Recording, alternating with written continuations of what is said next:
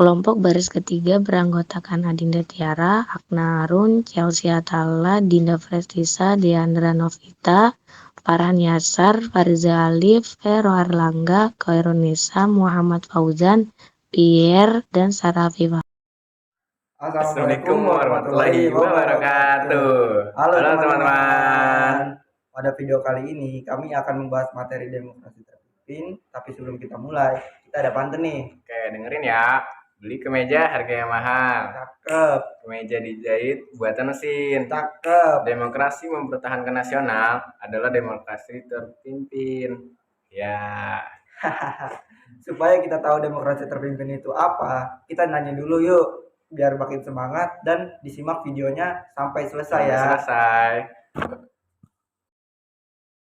Jadi sebelum kita masuk ke videonya, kita akan menjelaskan peta konsep berikut.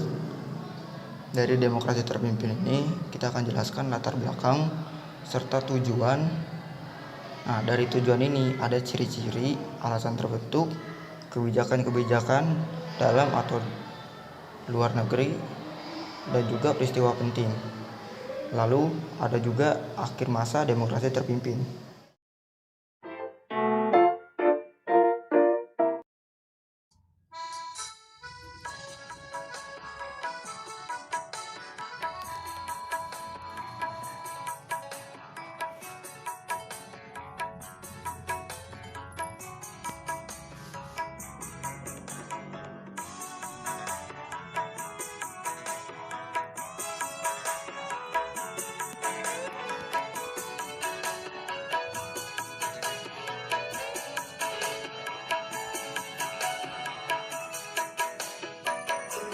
Demokrasi terpimpin itu adalah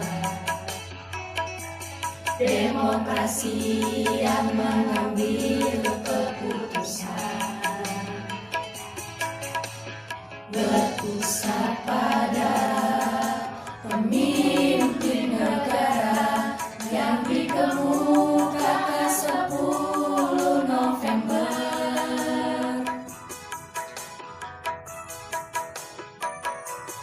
Demokrasi terpimpin itu terjadi karena gagalnya demokrasi liberal. Dilihat dari segi ekonomi, program-program yang dirancang tidak jadi.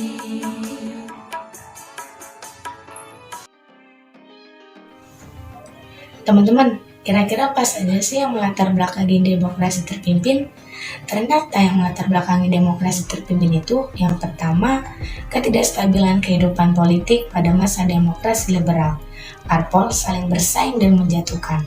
Lalu yang kedua, kegagalan Dewan Konstituante dalam membuat undang-undang yang baru.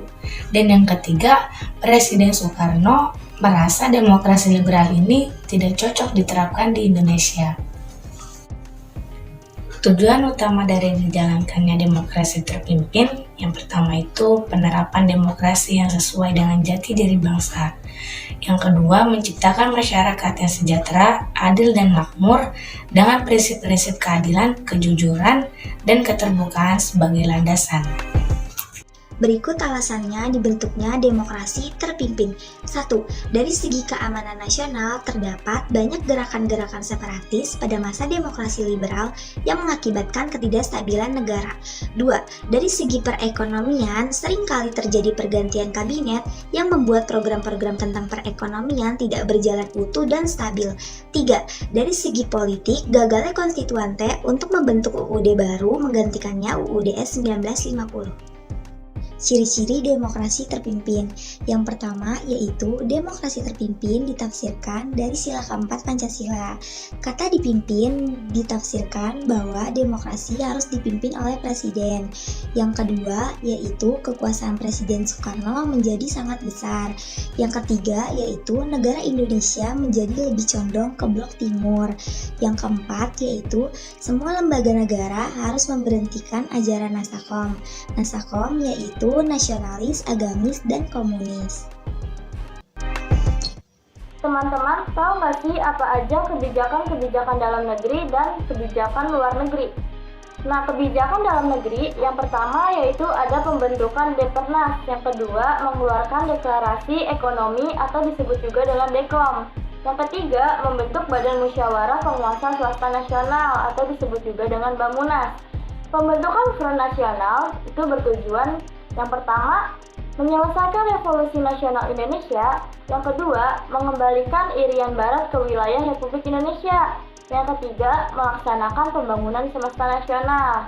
Nah, kalau kebijakan luar negeri, yaitu yang pertama, penyelenggaraan politik konfrontasi terhadap negara-negara barat. Yang kedua, pembentukan poros Jakarta, Hanoi, Peking, Pyongyang, Phnom Penh. Yang ketiga, konfrontasi dengan Malaysia.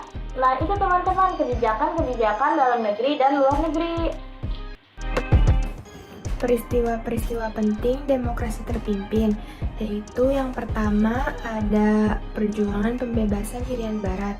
Dan yang kedua itu gerakan 30 September 1965 atau yang biasa disebut dengan G30S PKI. Gerakan 30 September 1965 ini PKI ingin melakukan kudeta dengan cara menculik dan membunuh 6 perwira militer.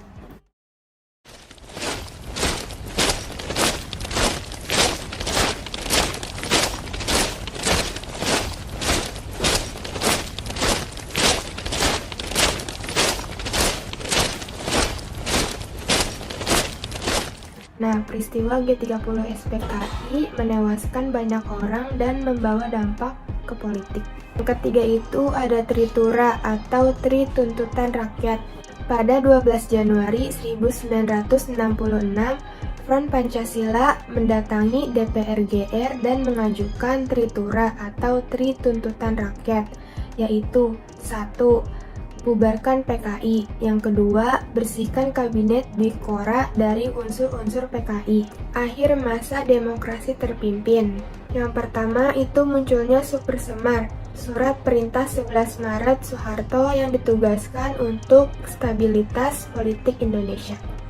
Yang kedua, pembentukan Kabinet Ampera atau Amanat Penderitaan Rakyat, dualisme pada kepemimpinan Soekarno dan Soeharto. Yang ketiga, penyerahan mandat Soekarno dalam Presiden TAP MPRS nomor 33 MPRS 1967. Kehidupan politik pada masa demokrasi terpimpin. Yang pertama itu masa demokrasi terpimpin di Indonesia diawali dengan dikeluarkan dekret presiden menandai kekuasaan Presiden Soekarno. Konfrontasi dengan Malaysia yang disebabkan pemerintah tidak setuju dengan pembentukan negara federasi Malaysia yang dianggap sebagai proyek neokolonialisme Inggris. Bapernas didirikan dengan tujuan untuk mewujudkan perencanaan pembangunan yang berorientasi hasil dan mempercepat kemajuan Indonesia. Tugasnya menyusun rencana jangka panjang dan rencana tahunan bagi pembangunan di tingkat nasional dan daerah, mengawasi dan menilai pelaksanaan pembangunan. Lalu ada penurunan nilai uang devaluasi yang bertujuan untuk membendung inflasi, mengurangi jumlah uang yang beredar, dan meningkatkan nilai rupiah. Oleh karena itu, pemerintah mengeluarkan kebijakan pada tanggal 24 Agustus 1959. Upaya pemerintah ini tidak dapat mengubah perkembangan ekonomi masa demokrasi terpimpin menjadi lebih baik.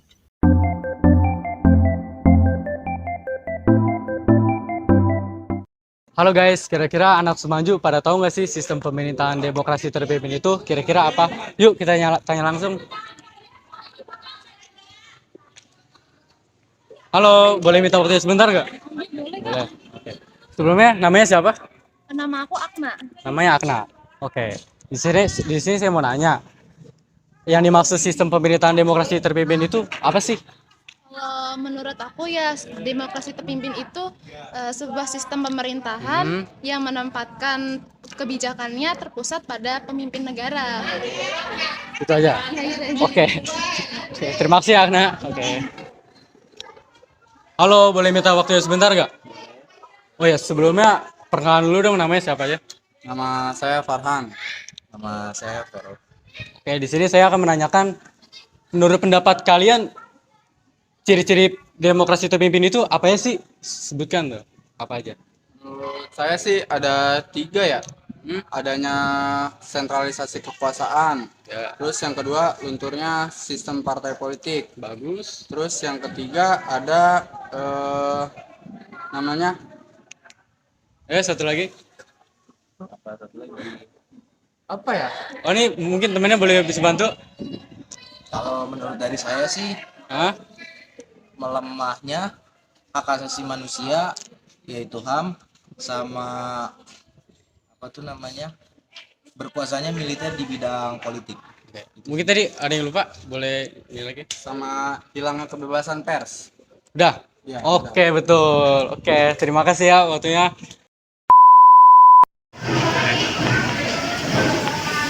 Halo, boleh minta waktunya sebentar ya? Iya.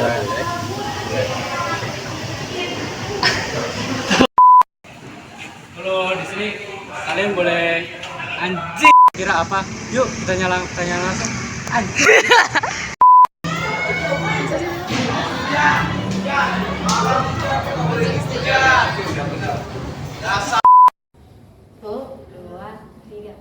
Demokrasi terpimpin itu adalah demokrasi yang mengambil keputusan. Sebelum kita akhiri videonya, ada pantun nih buat semuanya. Ayo Kak Bier. Burung dara, burung cendrawasih. Cakep. Bisa dicari dulu di Papua. Cakep. Cukup sekian, terima kasih. Semoga bermanfaat untuk kita semua. Ya. Nah, segitu dulu ya penjelasan yang dapat kami sampaikan. Semoga dapat bermanfaat untuk kita semuanya. Amin. Wassalamualaikum warahmatullahi wabarakatuh.